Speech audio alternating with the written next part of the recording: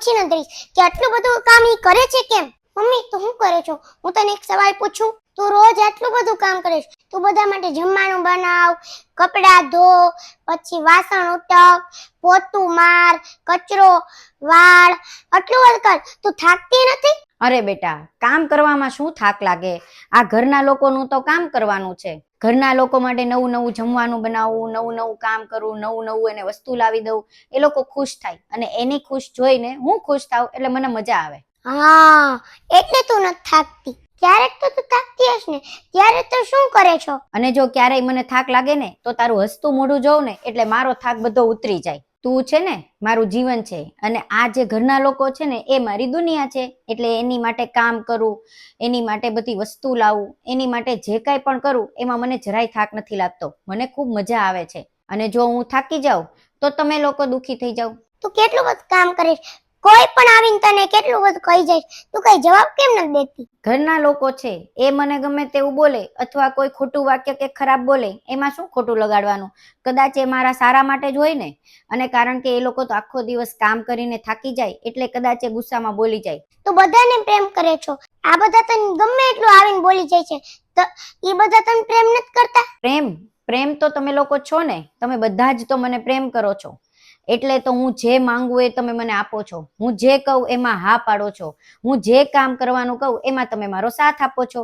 એ જ તો મારો પ્રેમ છે. અને હજી એક વાત, તું અમને જમી લઈ પછી કેમ જમે છો? જ્યારે તમે લોકો જમો ને ત્યારે તમને જોઈને જ તે મારું અડધું પેટ તો આમનામ ભરાઈ જાય છે. તું તો અમારા માટે કેટલું બધું કરે છો, અમે તો તારા માટે કાંઈ પણ નથી કરતા. જેટલું તું કામ કરે છો ને એટલું તો અમે કોઈ પણ કામ ન કર્યો. તું આટલું બધું કામ કર્યા છતાં અમે કોઈ બીમાર પડી તો તું આખી રાત જાગે છો.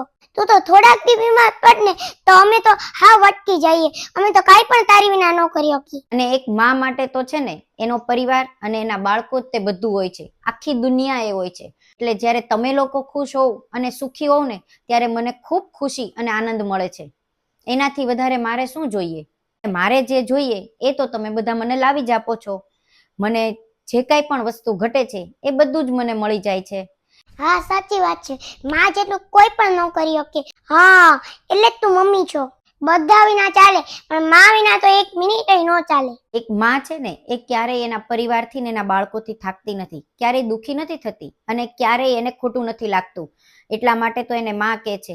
અને એક માં જે છે એ એના ઘરના માટે જેટલું પણ કરે છે ને એ લોકોની ખુશી અને એના આનંદ માટે કરે છે. ચાહે લોકો એને ખોટી સમજે કે સાચી સમજે પણ એ તો હંમેશા કામ કરી જ જાય છે. એટલે જ તો સાચું કીધું છે, દુનિયામાં માં જેવું કોઈ નથી. માં ન હોય તો શું થાય?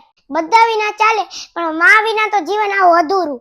જે બાળકોની મમ્મી છે ને એ બાળકો મમ્મી ઉપર ઘણીવાર ગુસ્સે થઈ જાય છે, બોલી દે છે, પણ જે બાળકોની મમ્મી નથી એને સાચી મમ્મીની કિંમત સમજાતી હશે.